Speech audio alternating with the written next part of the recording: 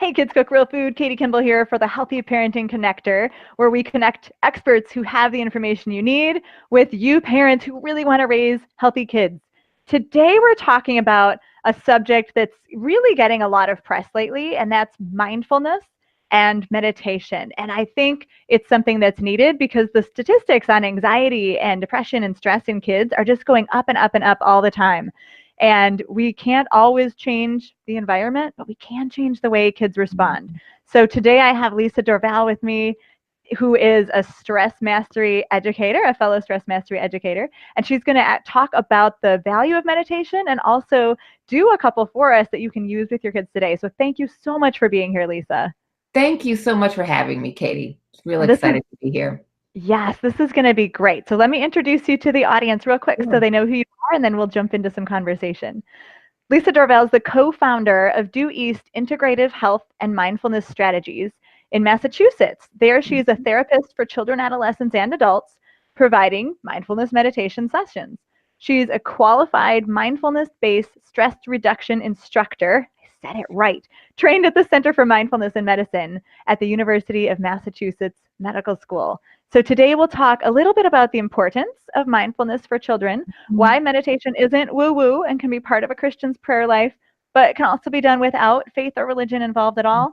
And then Lisa will do a few quick children's meditations that you can use. Awesome stuff. So Lisa, what's your background story? How did you get passionate about mindfulness and meditation? So my background story was probably in around 2013. And at that point, I was raising 3 adolescent children.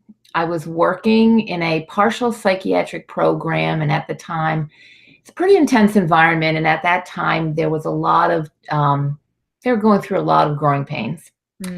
And I also took on the responsibility of caring for an aging parent.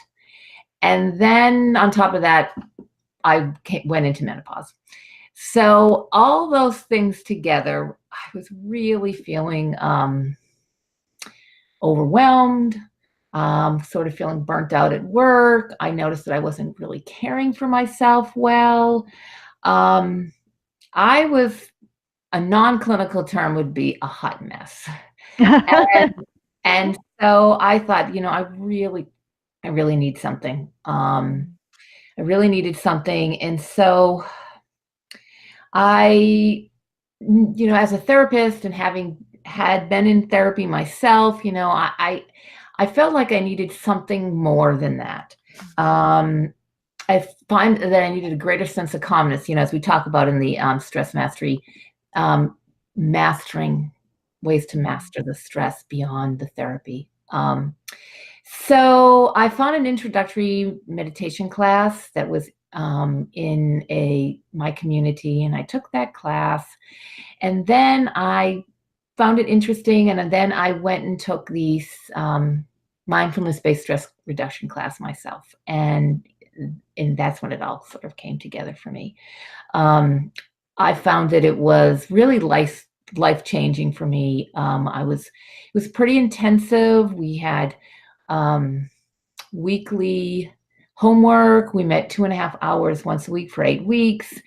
And so it was a big emphasis on mindfulness that I put into my life. And that was new for you at the time. That was new for me at the time. And I just found that I started to have more clarity in my life. I was less distracted. I just didn't react the same way. I felt to things, little things did not bother me the way they had.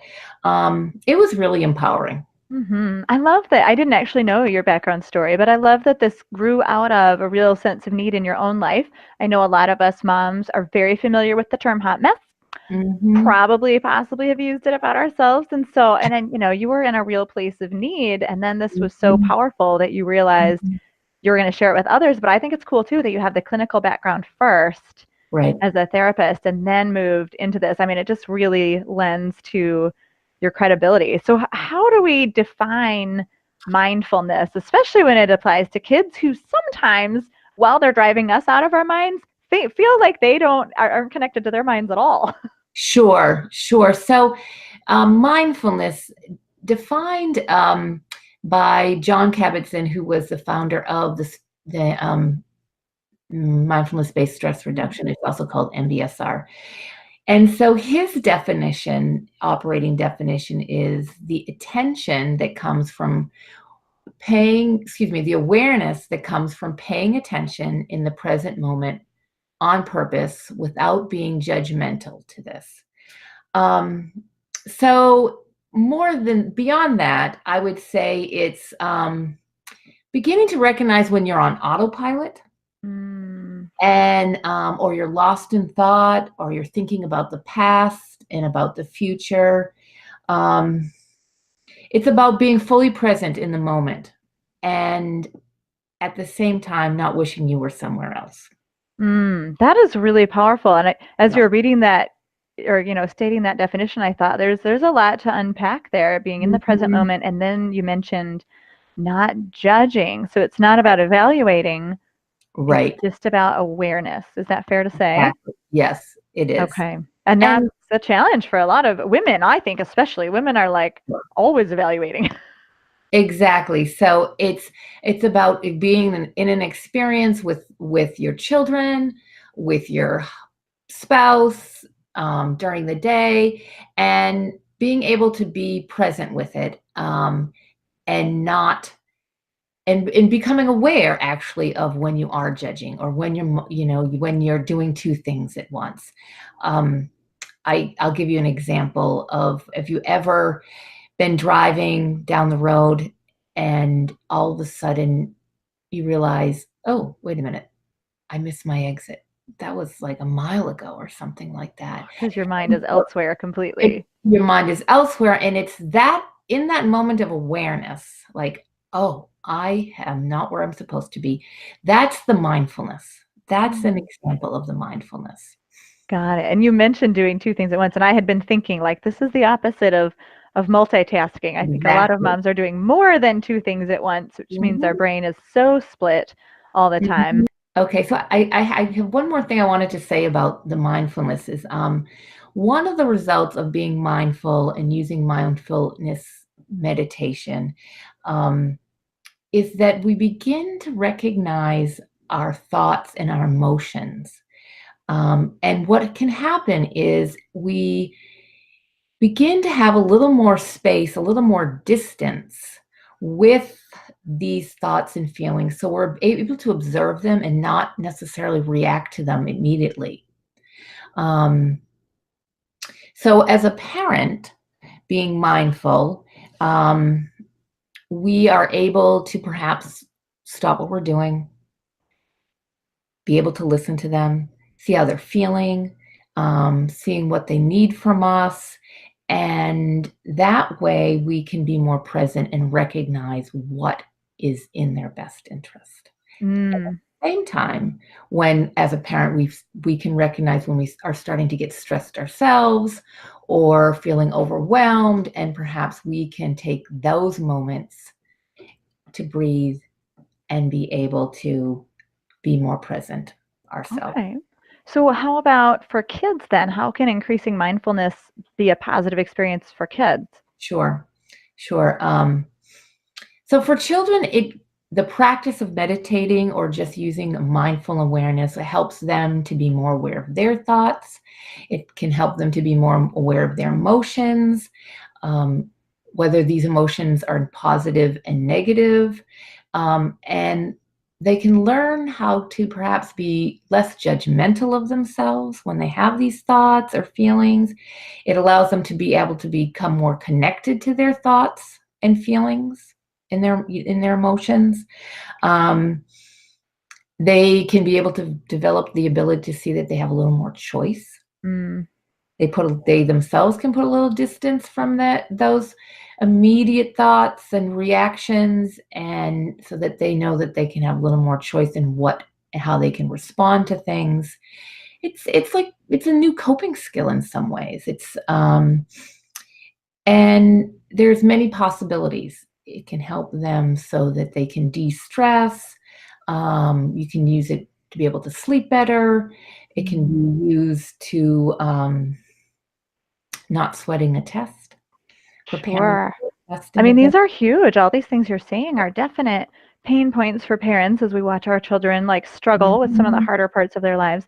Now, you're saying that this is, I mean, it's great to say like, oh, like we just need to be aware, but you're saying this is something we can actually build in ourselves and in our kids in Yes, practice? yes. So the mindfulness can be done in, I look at it as two different ways. There's the meditation itself, which is um, it's the practice. It's like a sport or playing an instrument. You know, Mm. we practice so that um, we can get better. And in the sense of the meditation, Sharon Salzberg says, you know, we practice at meditating not to get better at meditating, but to get better at living. Oh, that's so interesting. That's so Yeah, interesting. And now, and there's actually a lot of research behind this. Can you give us just a few salient sure, points from sure. research? Like, how does it help our brains and bodies too, I believe, yes? Yes. So there's that study around the brain and the body connection, and and there's a lot of research around meditation and using and living mindfully for adults, Mm. and there are many studies that show that it will assist with anxiety, it assists with depression. There's more research out there now talking about helping with heart disease.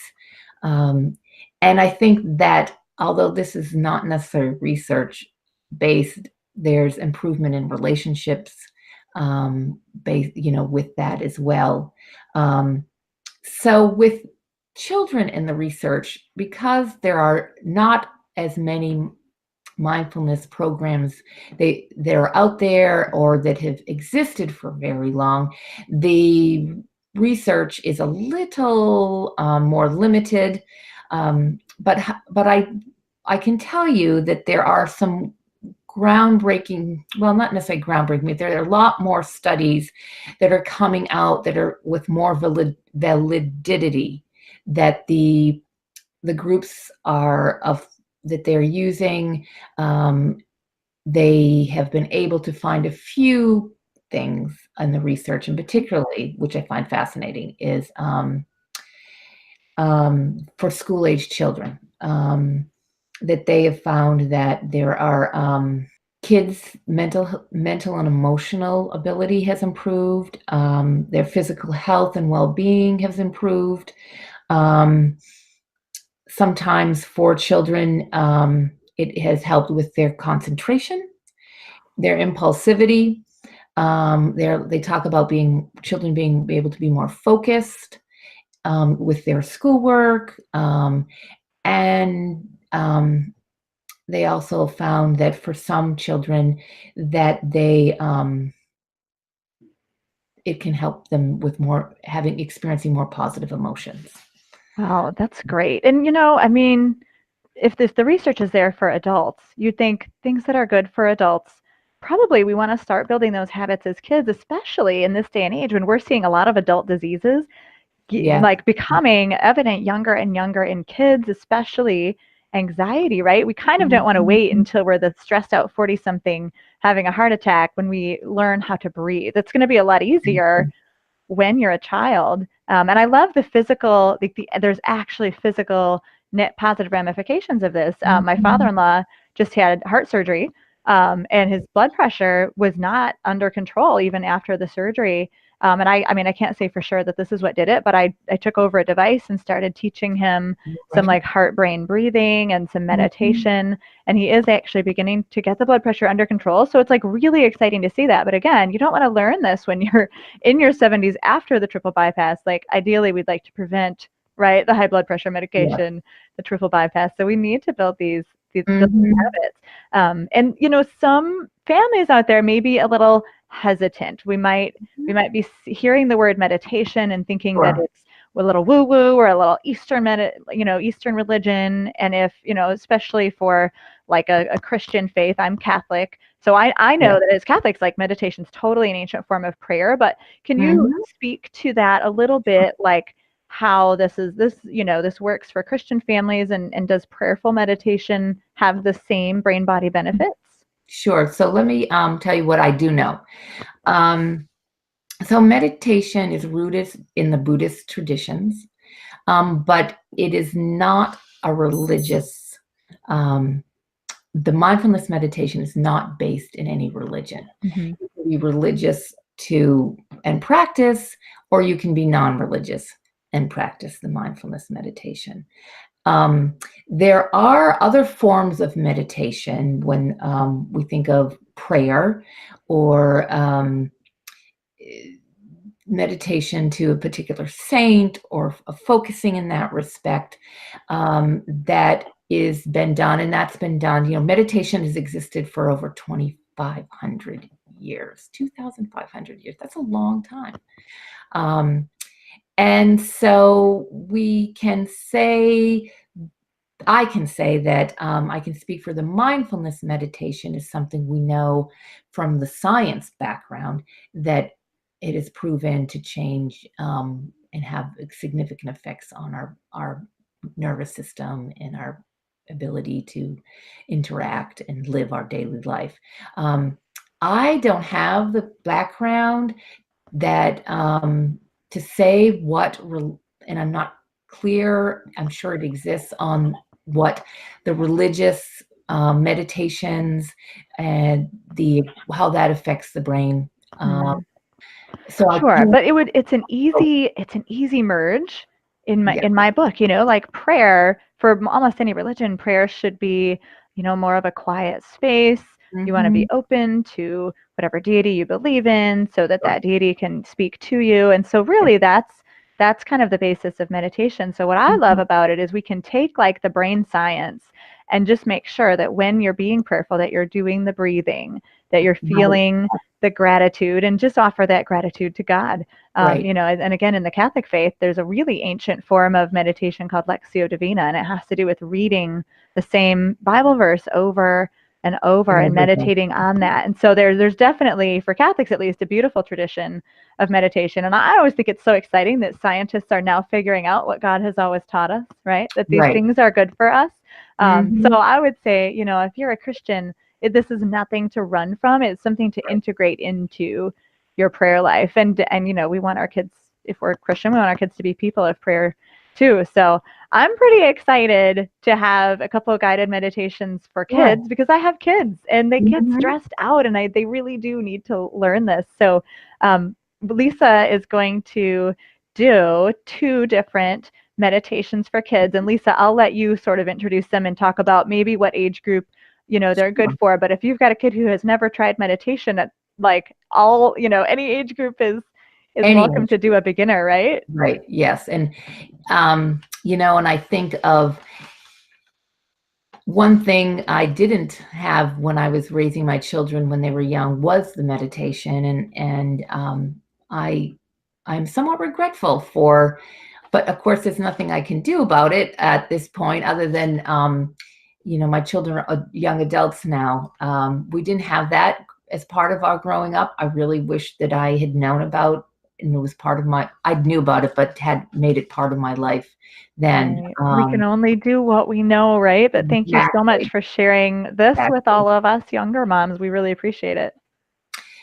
So I have 2 different meditations, and these are short meditations, and they can be done.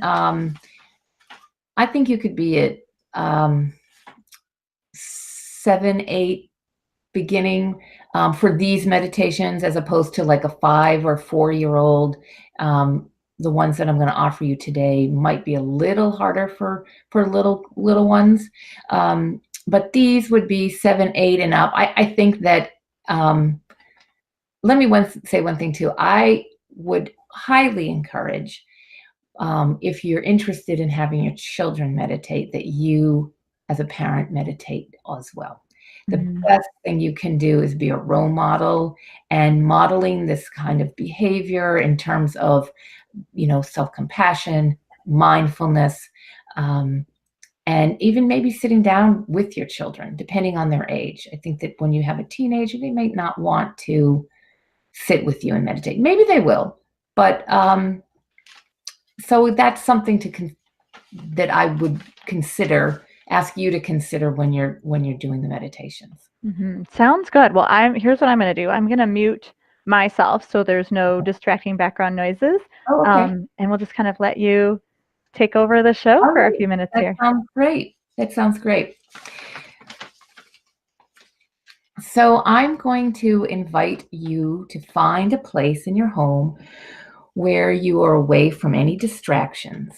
Find a place where there isn't a sounds of a television or music or loud talking. And finding a place perhaps you might already know of in your home that is quiet for yourself. So this first meditation that we're going to do is a peaceful breathing meditation. And this meditation is done taking a seat. So if you can find a comfortable seat, you could sit on the floor, or you could sit on a cushion or a pillow on the floor, or if there's a big special chair that you like to sit in, something that's going to allow you to feel comfortable. But it also will allow you to be sitting up straight and tall. So if you can find that seat for yourself. So take the seat, sit up straight and tall, and if you feel comfortable, close your eyes or lower your gaze. Allow your arms to sit by their side, putting your hands on your lap or resting them on your legs, and finding this place for yourself.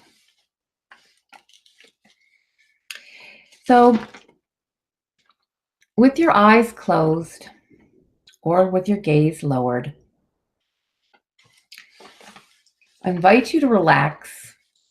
Relax the muscles in your face, relax your shoulders, relax your arms and your hands. And now we're going to take a few deep breaths together.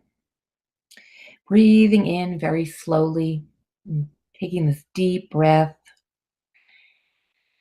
and feeling the cool air as it comes over your nose, flowing all the way down to your belly. And feeling your belly as it moves up and moves down. And noticing as you're breathing and the belly is rising and falling, notice how this feels, how your belly feels. Notice how the air is flowing through your nose, down your throat, further and further down it goes. And making sure that belly is moving up and down as you inhale and exhale.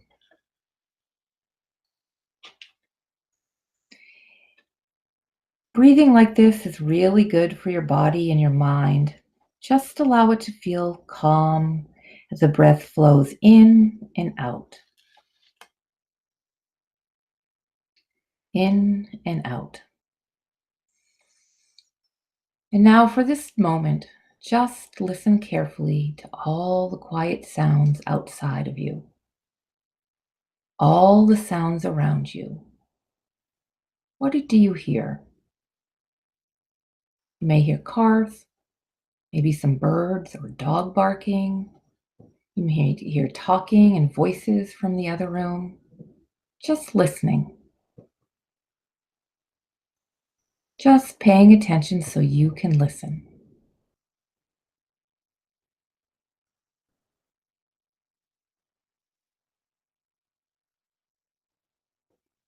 Now I invite you to turn your focus inward and listen very carefully and quietly to what you can hear happening within your body. Perhaps you can hear your heart beating.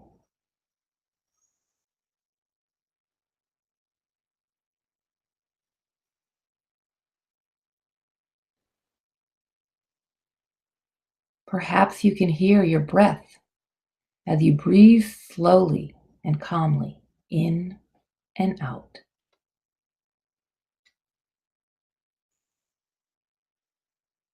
Maybe your tummy is making noises. Or maybe everything is very, very quiet. So, whatever is going on inside of you, just take the time to listen very carefully and noticing everything that's going on.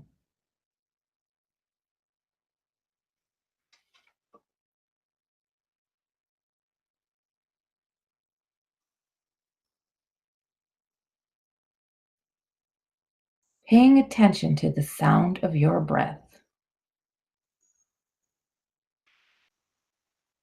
Each breath that you breathe and hear is very special.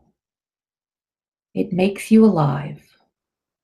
It's part of the energy that flows in and out of us all. It can help us feel good inside and out.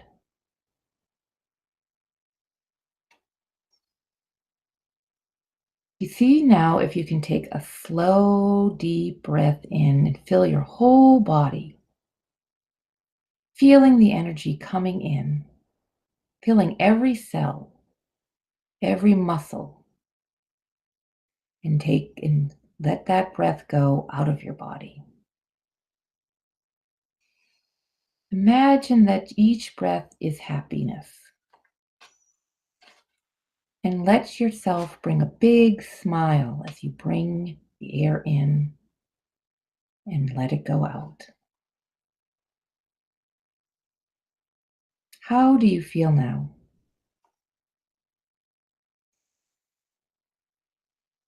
When you're ready, you can open your eyes and give yourself a big stretch. You have done a wonderful job taking the time for yourself to breathe. Please be proud of yourself and have a good day. That was so great. I almost feel like I shouldn't talk because it's so relaxing. Oh, it's good to hear that. That's great. I think this is going to be really helpful. We're going to make sure that I think we'll make it a little audio download so moms can have that, moms and dads can have that on their phone. Awesome. Super cool. And then you have a second one that's slightly different, Lisa? I do. I have a second one that's slightly different. This one is another breathing exercise. It's helping people, kids, grown-ups, parents, become more comfortable and familiar with their breath in their body. Very important because that, as we know, is kind of the director of the whole system. Exactly. And the connection between our breath and the mind and the body, which we know can be helpful when we are under a lot of pressure and stress. Good practice to learn. Well, I will mute myself again and you take over the show. All right, thank you. So this is a breathing meditation. And again, I invite you to find a place where you are away from distractions. And perhaps you know of a place already in your home where you like to go to get away or sit where it's nice and quiet. And again, this meditation is done while you're sitting. So if you can find a place on the floor, or you can take a seat in a chair, sitting up straight and tall, but relaxing yourself as well, relaxing your eyelids, your face, your shoulders, allowing your hands to sit in your lap and your arms to fall down by your side. And if you feel comfortable, I invite you now to close your eyes or just lower your gaze.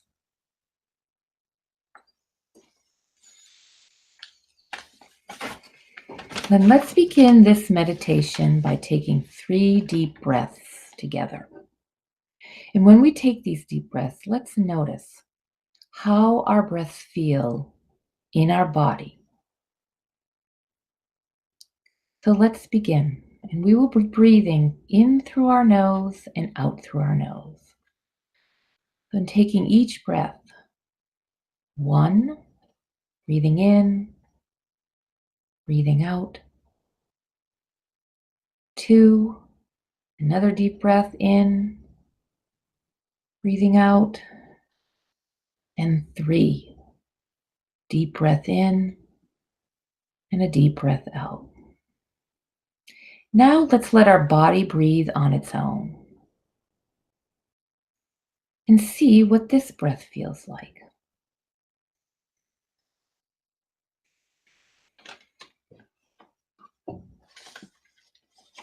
Now see if you can find where you are feeling your breath the strongest.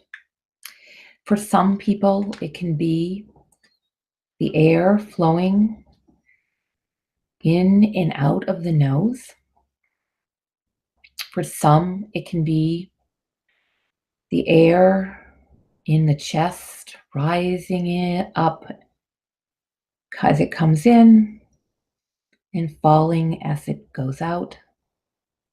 Or for some, it can be in the belly. The belly goes up and the belly goes down. Seeing where you feel your breath the strongest. And try to pay attention to how this feels.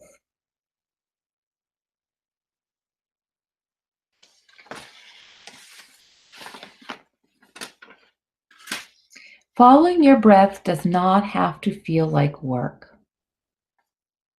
Breathing mindfully like this can be relaxing and enjoyable. And if the breathing feels good for you right now, simply enjoy the sensations and see if you can smile.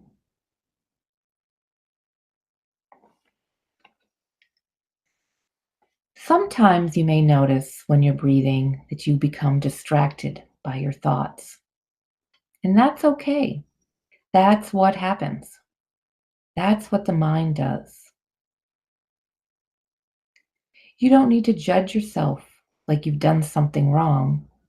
You can just say to yourself, oh, my mind has wandered off, and then go back to breathing.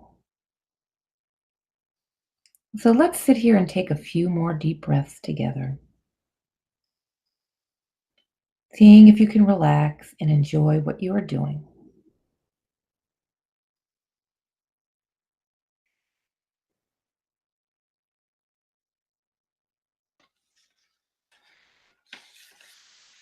Now, when you're ready, I invite you to open your eyes.